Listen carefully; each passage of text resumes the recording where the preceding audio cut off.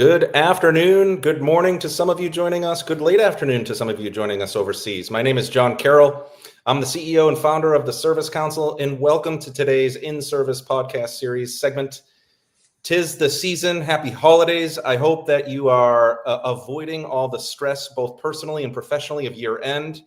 And today is an opportunity to maybe decompress a little bit and think a little bit about how to build and design an AI first service organization. And so really excited to speak with today's featured guest, Brett Weigl. He is the Vice President of Product Management for Oracle Fusion Service and Field Service.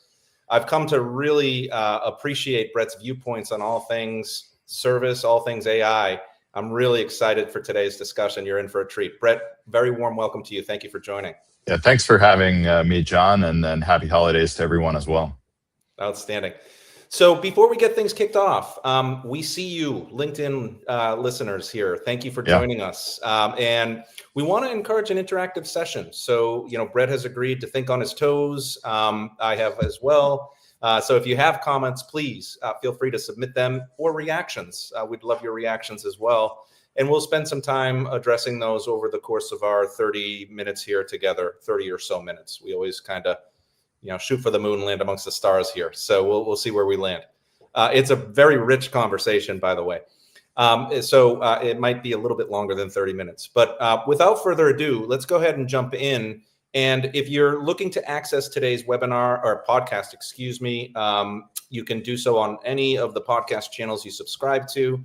I'm sure it will be featured across Oracle's platforms. It will be featured across the Service Council platform and all of the social channels that we all know and love. So without further ado, let's go ahead and get into it. So Brett, I've known to come to appreciate you through our introductions, and I think there's in the future, maybe you're joining our advisory board at some point. We'll talk about that later, but can you just tell our listening audience a little bit about yourself professionally? What was your background? Where are you now? What does the role entail? That would be good for our listenership.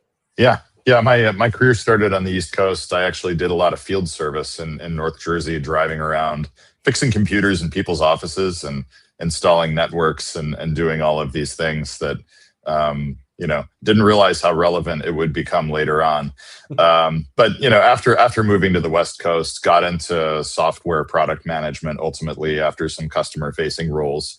Since about 2014, been highly focused on customer service software use cases. So I came out of the ExactTarget acquisition, landed at Salesforce and worked on the Service Cloud team there for about 7 years or 7.5 years. And then I've just recently spent 2.5 years with Genesys, one of the leading contact center providers, leading AI and digital. And then more recently have joined the Oracle team. And what I do here is we have the Fusion platform, which is really the software as a service stack at Oracle for enterprise customers. And within that, we have a CX business that combines sales, service, and marketing. And then within service, of course, there's classic customer service, sort of home base kind of operations, as well as field service. So I own the product management for both of those. It's really talking to customers, exploring use cases, making sure that our development is pointed in the right direction. That's outstanding, Brett. And Oracle has been on a mission here to double down on AI infrastructure and cloud compute and expanding tools 100%. To help customers really build AI at scale, which we'll talk about today. This whole topic of building an AI first service experience is so it's a complex one, right? It is. I think it is a systemic change that we're going through in terms of enterprise right now. And absolutely. How do you make decisions around greenfield versus brownfield, and avoiding some of the challenges of each, and what are the pathways to successful AI at scale? So I want to kick things off here with setting the stage in terms of why service is fundamentally changing. And in our planning calls, you said that service of the future is being transformed by increasing automation. From your perspective, what's driving the transformation right now across service organizations? What are you hearing from customers? Yeah, I think that the things that newer forms of AI unlock, and let's be clear, AI has been around. But the newer forms of AI that are based on large language models are really advancing and accelerating what we can do.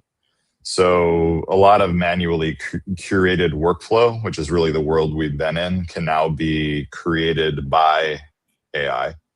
And then we can also figure out its efficacy much more easily, right? So we have tools that help us analyze data, analyze conversations, analyze process, and come up with alternate plans and come up with suggestions. And so many of us have used this on a personal level, like create an investment plan for my son's college savings account.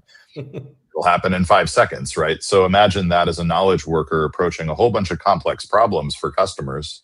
How do I create the best customer experience? Well, you can do the same thing, right? And then when you put somebody on the front line in front of a customer, their ability to get through a lot of complex information and translate it for the customer, they have AI tools that really help them do that in ways that they couldn't do before. Yeah, I love that. I love it. And you also talked about, automation beyond the front line, right? So, obviously your background coming from the field up in Jersey, all the way to where you are now, enabling service enterprise with technology platforms as you are. But beyond the front line, there's a lot of automation that's, happening across middle and back office activities tied to fulfillment. And why is that end-to-end view so important and critical to delivering what customers actually want? What are your viewpoints on that? Yeah, and this is like actually not a new thought, something I've been noodling on for years. I mean, the classic, and I worked, just for context, I worked on social media customer service back in the day. And a lot of that historically has been a different way to say I'm sorry, but the real service is at this 1-800 number, right? So if you really want your problem solved, you have to call a human agent, and that person has to tick through a whole bunch of systems that are behind the scenes, right? So there's a lot of, for that customer service rep, swivel chairing to different systems. So the best self-service experience, whether or not it's AI powered, is something that can fully transact, something that can reach into the financials, can look at the assets and inventory of the products that need to be shipped or whatever it is, can look up the warranty of, is it under a repair warranty or not. So these kinds of things are integration points that IT people have to deal with to create a really good customer service experience. Part of the promise of what we're building at Oracle, and really my philosophy overall, is the more things you have on one platform pre-integrated, with the intents kind of surfaced at the first level of like what I want to do. Okay, there's a way to transactionally fulfill that end to end that's out of box and templated for you. You can get value so much more quickly, and customers will really feel that benefit, right? Rather than just having sort of a better way to read a knowledge article back to a customer and hope that that solves the problem. I mean, sometimes it does, right? Yeah. But a lot of times it doesn't, right? I want you to actually fix my thing, not, just sort of tell me how I can, that where I end up calling another resource or having to do it myself. Outstanding viewpoints. And I want to give a shout out to our listenership. Thank you for joining today. We've got many joining from across the globe. We welcome you into the conversation. Please react, submit questions. We welcome you to submit those. We'll try to get to them. I want to give a special shout out to all my friends that are from Charleston, South Carolina, which is like my favorite place on the planet Earth. It is a lovely place, so nice, and one of my favorite areas of the planet here. So maybe I'll come down there with my family at some point. Again, I'm looking forward to that. Let's talk about something that I think is really important, and that is, right, how do we reduce cost but also preserve experience, right? Because we don't want to necessarily have efforts that are dilutive to the customer experience, right? Because we have this cost preservation mindset. And at our Smarter Services Symposium, actually, one of the concerning trends that I kind of extracted from the ongoing discussions that were taking place is, service leaders are constantly balancing this growth mindset or this preservation and cost mindset, and they're trying to find an adversarial relationship between the two. So maybe we can spend some time here. How should CX and service leaders think differently so that automation doesn't degrade the customer experience? What are your thoughts there? Yeah, I mean, if you have a customer first mindset, and I think it's well documented and proven that if you have that and you really implement it within your organization, you produce better business results, right? So that's just a fact. But I think that if you take that mindset, then I think the idea is that you really have to look at what are the things that customers most commonly want, and where's the time really spent, right? And sometimes that involves keeping the human involved to help the customer, but you just help them more efficiently behind the scenes. And I think that there's a lot of promise in the technologies that are coming forward about, okay, we can really help with a lot of the tasks where a human can work with AI agents to orchestrate or marionette within the organization and get things done at scale while remaining human. And then on the other side, AI is evolving so quickly that the fully self-serve experiences for those repeatable, highly automatable tasks can actually feel more human because we're better at kind of mimicking human behavior with the AI as well, right? So I think both things are true, but I really want service leaders to sort of take on board the notion that there needs to be conscious design to this, right? There's a lot of and we've seen this in prior waves with e-commerce, with social, with mobile, where somebody within the organization who's a top exec says, we have to have that, we have to do that, we can't fall behind, right? And you end up with mandates organizationally that are kind of like, we're just doing this because it's cool, not because it actually produces a better result. And I think the challenge is AI will produce better results, but also is cool. So it's really both together, right? And I think that the promise is there, but the real fulcrum on which that kind of like divides of like, okay, I'm just taking cost out at the cost of the customer, or I'm really making it better, is really about conscious design. It's just like anything. How am I going to use it? It's another tool. It is transformational, but it's another tool, right? And you need to think of it that way. And everything that you would do for a customer can be designed without regard to how you do it, right? So think about the what, right? And the why, sort of your values and your business goals and targets, and then come back to, okay, what tools are appropriate? Yeah, and the couple sort of supplemental points to that, right? The customer experience is the overflow of employee experience. And so we're hearing commonly, a lot of organizations revisiting workflows and journey mapping and looking for the subordination of service delivery and those opportunities to automate the transactional while elevating the relational, right? Where does human intervention help advance, extend the relationship, and where is it needed versus where we can automate and make it more of an autonomous journey that is technology enabled. Now, there's a cautious story in there, right? That, every customer touch point and every transaction in theory is an opportunity to deepen customer experience. So it's really critical, right? So you've got to be really careful about those considerations. And so that's the next conversation, deciding what to automate and what not to. So what questions should leaders be asking before automating a service journey? Yeah, I mean, I think that looking at sort of there's always this balance when you design a service journey of the role of how frictionless it needs to be or should feel, how safe it needs to be, right? There are things like verification where, you might have a higher bar for what you apply to that, right? If it's a high cost moment or it's something where you want human, sort of verification, right? But then there's also sort of the sensitivity of that as well, right? So, there's a big difference between where is my order and death benefits, right? And in terms of how you think about service experiences writ large, right? So across all the customers that we serve, all the industries, there's just so many different things that represent a customer intent and how you would approach it.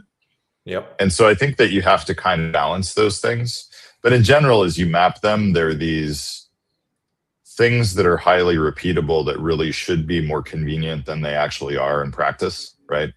Why do we have to transfer 5 times to get a simple question answered? And it's usually because of something ugly, like the systems haven't been integrated behind the scenes. So now you have 5 different sets of users for 5 different systems, and they all need to talk to each other, right? So that's a transformation project. AI can help with it, but it's not the whole story, right? But I think that working on those provides really big benefit because it takes a lot of the volume away. And then the things that you actually want more human attention to, because it's a high sensitivity moment. It's a high value account. It's a VIP. It's a, sort of your biggest customer.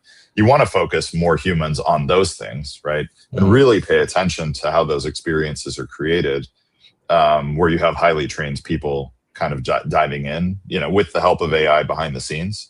But I think that it frees up time, right? So it's really about trying to figure that out, that balance.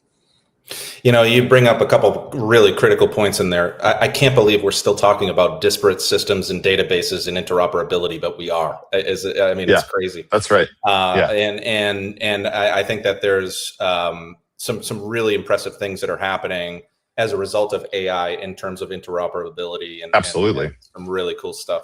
And then the other thing you bring up here is this concept of humans and technology together, and that was actually our theme last year. It's not digital first or human first; it's and, not or, right? And so that was our theme to our symposium last year.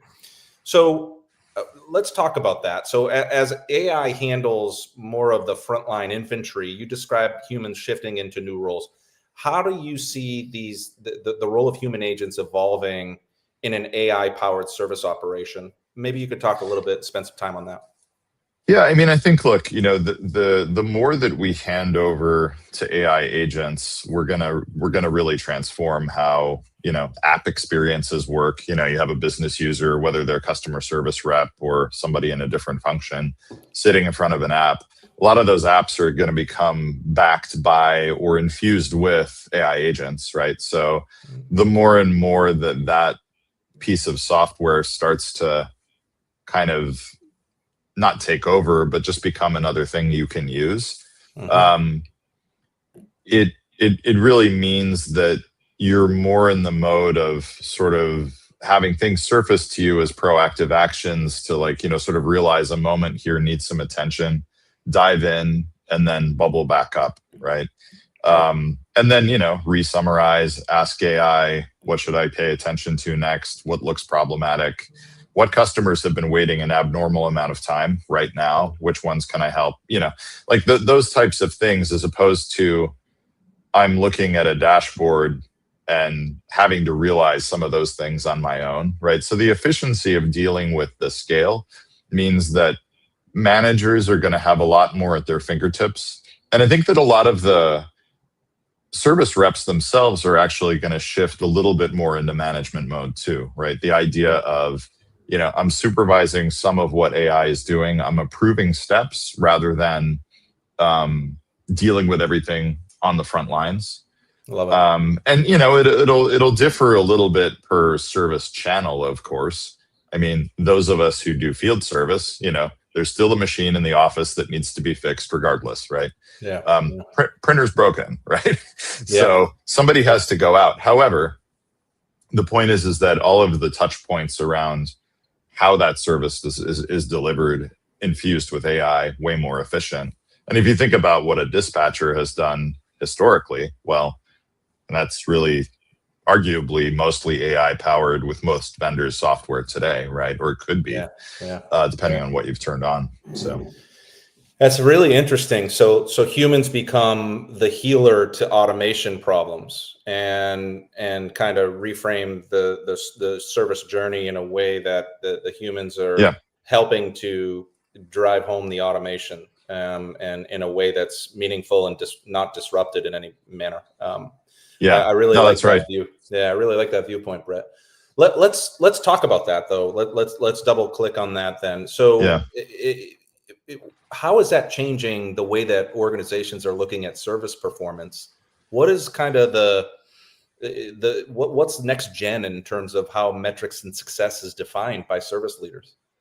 Right. Yeah. I mean, I think that we've gotten probably a little bit over a lot of people have looked at the complex world of measuring service and then sort of been overly reductive and said it's all about NPS or it's all about, handle time or something like that, right? But if you take any of those things in isolation, it's a little bit, it'll give you a signal, but it's a little bit uninteresting because it's really hard to determine what do I do with that, right? If it went down or went up, great, right? If you look at sequential service journeys and actually measure them analytically, now you have like the customer came here. This is how they actually traversed not only our digital side, but also all of the human stuff and where the automation fired and where it didn't. If we can measure that comprehensively, now we can start to figure out, are the people coming in getting the right outcome on the right-hand side of the chart? Yeah. And then when I make a tweak, now I have a baseline, right? This is like one of the problems I think in general is that if we want to do scientific method and manage our changes, well, we don't want to change everything at once, right? We want to be more deliberate and say, hey, a customer who was self-serving and they needed to update their order where there was a shipping mistake, can't do that without a human. If I throw automation in, am I creating the outcomes on the other side that still result in happy customers? And what things end to end do I want to be true, right? So now I'm doing this with eyes wide open, and I know what I'm affecting when I start to play around with, okay, we're going to do a whole new AI thing. We're going to drop it in the middle, right? Now I have a baseline. Now I know what to do. So yeah, interesting, really interesting. So visibility, end-to-end customer lifecycle. Here we are again, right? Customer 360 view. And so what does that kind of visibility enable that organizations don't have today? Talk a little bit, spend some time on that. Well, I think, you had talked about, okay, humans transform, right? So it's more about healing the automation. So if my task list is more the points that need to be optimized, right? This is, I come into the office every day. I'm a service manager or a tier 3 agent, or I was in the past. Now I'm automation healer, right? As I come in, the thing I want to look at is the analytics around how the automation is firing, right? I need to be able to see that per stage of service, however I've defined it. And organizations need some flexibility, John, to be, every organization is different. So you need sort of a flexible analytics construct for this. But what you need to be able to do is dive in and then say, you need to be able to answer the question why for a particular outcome, right? And then drive down to, okay, well, it's this list of problems, or it's this list of examples that might at least teach me where the problem is, right? Yeah. And having an AI advisor to ask, like, okay, how could that have been done differently? One of the cool things with AI is that, using chain of thought methods, you can basically prompt AI to give you a plan, but analyze its own plan, right? And to kind of theorize about how it could be better. And so these types of things, we've done this with humans in the past. We're ideating at a whiteboard, it's the classic, we're trying to figure out a problem. But now you have a helper to be able to better come up with those alternatives, right? And then you can go explore them. You can make them happen in the software. More and more, we're investing in ways for you to take that moment and then to be able to heal things with a few clicks. And that's really the goal is that we want to make it so that this type of worker can dive in, dive out, perform the tasks, and really help customers much more quickly in a much more impactful way, because you heal it once and now you've solved the problem for 100 customers who had a similar problem who are about to come to you. They're going to benefit from that work. We've all heard the sky is falling, Chicken Little MIT study around 95% AI failures and, all the things that everybody was screaming about. And what I'm hearing here is that measurement is truly becoming a foundation for trust and scale. And so you emphasized in our planning discussions that measurement was so critical and key, and you've done so across our discussion here as well. And that without it, evolving how we measure what good looks like, leaders are staring pretty much blind, right? So what's at risk for organizations that scale AI without this kind of analytics foundation? Talk a little bit about the sky is falling, Chicken Little next gen sort of critical concerns that organizations should be considering. Well, I mean, I think sort of at the biggest scale, changes. I mean, we've seen this, sort of changes. Automation for automation's sake, a lot of times does degrade customer experience. Not knowing that's happened until your revenue falls or your retention rate drops or whatever the top line thing is that the CFO is going to care about, right? Um, that's I think the biggest risk, right? Just in the sense that you can alienate your customer base, and then that starts to actually impact the top line and the bottom line. Yeah. But I think that there is also sort of this bigger risk of kind of making changes that cause new problems, right? So you have an idea that I'm going to heal this, and then my life's wonderful. But the problem is you've actually created 3 more problems that didn't exist before. Because every solution has its own parameters and oddities, right? Like, and that's true of AI or not AI, right? Yeah. But if you don't have a measurement framework and you're not applying that consistently across the initiative, then really hard to tell what you've done. So.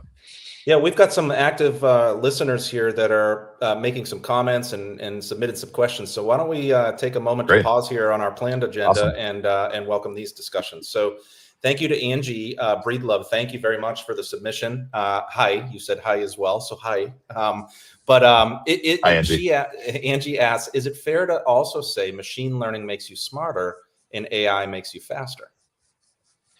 I mean, I think of it as both, right? I think that especially in the world of dealing with words and conversations, right? Last gen AI was natural language processing. You had to train it on dictionaries. There was a lot of word similarity and things that it needed to take into account. The application of machine learning to that technology, that's really the LLM, sort of revolution, right? Is that math is actually better at this than looking at dictionaries. It's really accelerated so many things, right? So if but it's also still like there are multiple forms of AI, right? There are different problems. So classic machine learning has always been more the data side, right? And then you have this language side. They've kind of merged, but there's still specialty within that as well, right? So OpenAI has a voice transcription AI that is a specialized thing, right?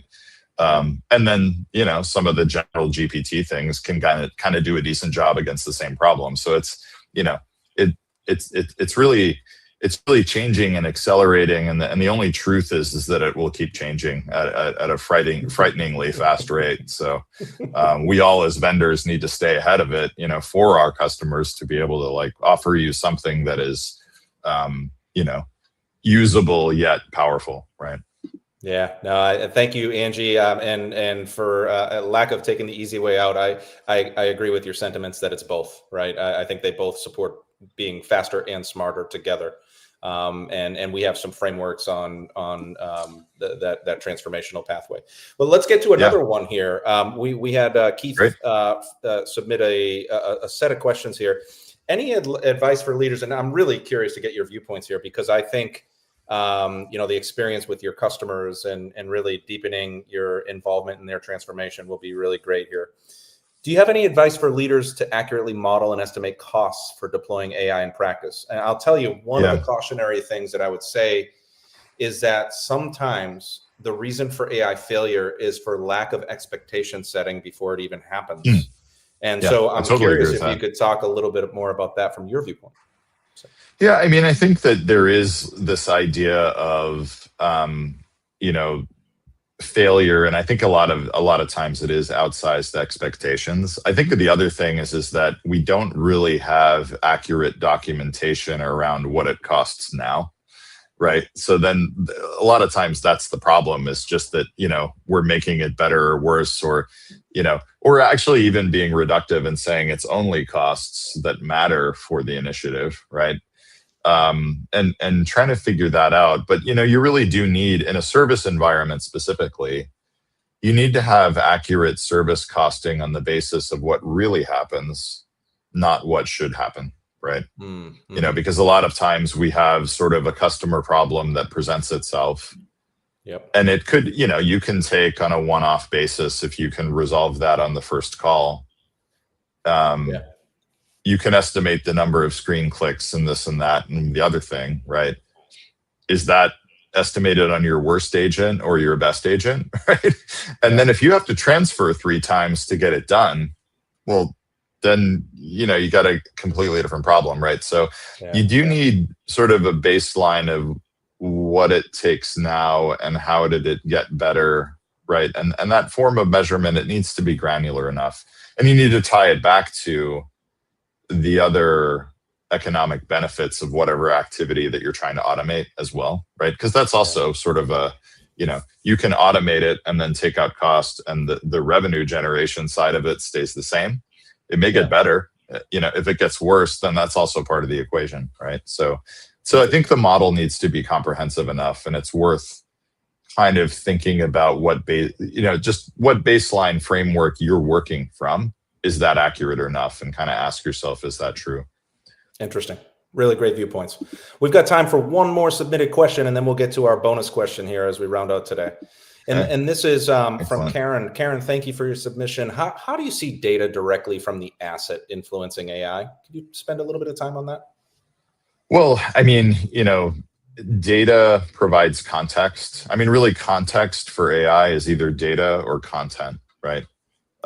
Seems content's also data, but sort of the idea of, hey, product documentation, knowledge articles, all these things are hugely useful, right? And in fact, being a system of record vendor, having an ERP product, supply chain product, we have a heck of a lot of information about physical assets and how much they cost and all the it has these parts and blah blah blah. So that is huge, right? Because it lets us correlate things. But then if you have on-device metrics coming off, right, through IoT or other mechanisms, that kind of telemetry is massively useful. And more those data sets can be infused and integrated into an experience so that, rather than a human having to look at the event log coming off the machine as they start to help that customer to be able to decode, that really results in sort of service request management that can take a week because you've really got to look at it. You got to do this, you got to do that, right? Get a much quicker sort of, where's the signal in all of this noise? AI can help immensely, right? And whether it's human oriented tools where we're helping the service rep or the field service tech, or it's I want to fully automate this somehow, right? It's helpful in both circumstances. So I think hugely useful, and I think that's definitely something you'll see accelerate. I mean, obviously quite prevalent already, but that idea of a smart asset that can really participate in its own healing, that's huge. So yeah, absolutely. And I was looking at Gartner's 2026 CIO agenda, and they put out the technology investment trends, and IoT is still there on the board at 42% increasing year over year from the respondent database to the survey. And in recent years, turbulent financial times, the consumer of products, whether it's business or consumer, the life cycle has been attempted to be extended, right? Capital expenditures elongated or avoided by extending the asset life cycle, right? And so a lot of organizations opted not to retrofit some of their legacy products and looked at new product introduction and NPI and next gen as the opportunity to infuse IoT. So it's interesting to see it prioritized as an investment this year. And IoT is absolutely critical on the pathway to predictive and proactive and outcome-based services. I think its time has come. I mean, obviously a lot of people have been investing in that for a long time. I just wanted to say that I actually know Karen. Thank you for the question, but also good to see you again. Oh, that's outstanding. Outstanding. Old friends coming back together. I love it. That's right. And just to further the point on machine intelligence and IoT and what it's doing, it's learning patterns from data, just like any other of the different levels of AI here. It's taking supervised learning, unsupervised learning, and semi-supervised learning, and looking at the patterns across unlabeled data, labeled data, looking for anomaly detection, looking for all the things that can signal and trigger and inform the organization to triage, diagnose, and resolve issues on a much more expedited manner it's quite critical to the pathway. So huge. why don't we land on a bonus question for our listeners? What is a big bold prediction? What is something that is something that you think is going to change or evolve in 2026 with respect to AI? Anything bold that you want to leave our listenership with? I think one of the biggest things coming, and I'm not the only one to say it, but I think that a lot of companies are slowly coming to this realization is that if you think about what AI can do, where it can be sort of a universal advisor or very targeted around a specific task, a lot of what we have historically done in business application user interfaces is exactly that. We make users click around to do this or that, right? So therefore, we get into a lot of discussions around what's the perfect single pane of glass for my customer service reps or my manager, what's on my wallboard, all of these types of things. It's very much a UI discussion, and then you think about those flows, right? Yeah. Are they efficient? Can they be optimized? What do users think of it if I've changed it on them, et cetera, et cetera?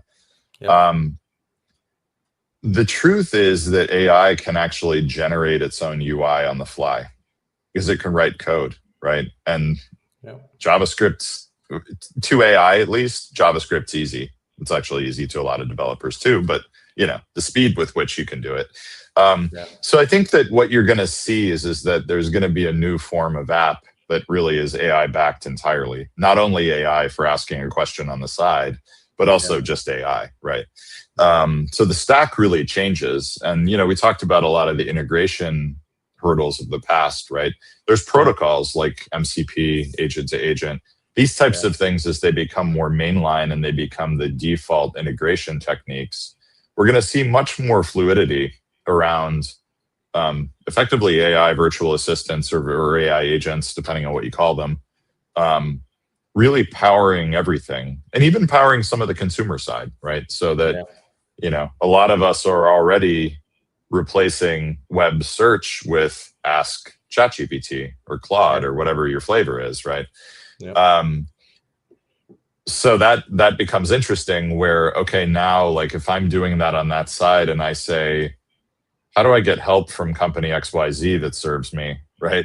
And then I end up in an experience where the agents are talking to the agents. I think that's really transformational. And then the users behind the scenes, they'll, be using apps that are backed by agents as well. So I think it's, we're going to see a lot of change. I think it's sort of those investments in UI are becoming less important, but we will still have to think about the user experience, to be clear.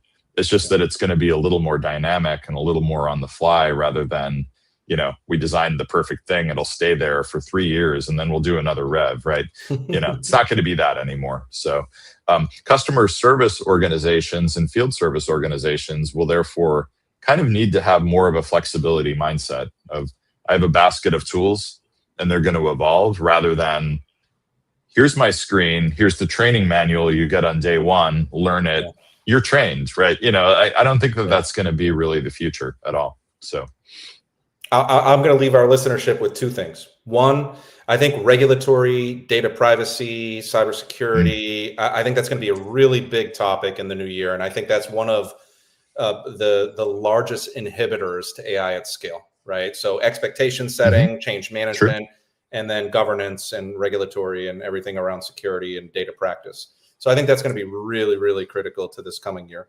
The second thing is I would encourage line of business, whether it's service or any other line of business, to continue to innovate around pathways where AI can make a difference in your line of business functional world.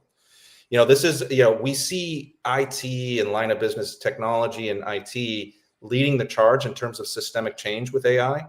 And this battle of line of business versus IT, who leads the IT agenda, is coming back again. We're seeing this, come back again from 20 years ago, where it was, okay, ERP, CRM, back office, and then best of breed applications to supplement, and we'll meet in the middle. I think that same thing is going to come about again. I think I would encourage our listenership to continue to find those opportunities and those instances to innovate within your function and not find a way to that former adversarial relationship that line of business and IT had previously that is kind of coming back and circling back around again. History repeats is my main point here. Any viewpoints before we close things out here, Brett? Otherwise, we can bring this thing to a close. No, I completely agree with those sentiments, and I think the regulatory environment is interesting, but for those of us who have global brands, right, it's different per country, right? So there's no universal answer, so we do end up with a little bit of what countries I'm serving will really determine where I am, because some are very permissive and some are very not permissive, right? And so we have to deal with those differences as service owners. So outstanding. To our listenership, thank you for joining. Thank you to our active listenership. This has been great. I love this. Wonderful. Ask me anything, and Brett is available. Please connect with him on LinkedIn if you're not. Get to know him. I'm sure he's willing to spend some time talking about his points further. And thank you to Oracle. And have a great holiday, everyone. We really appreciate your time here at the end of December, closing out your year. Hopefully this was interesting and valuable to you. You can find it on any of the platforms you subscribe to. And we'll see you on the next one. Brett, have a great one. Thank you for joining me. Thank you. Happy holidays, everyone. Thanks, John.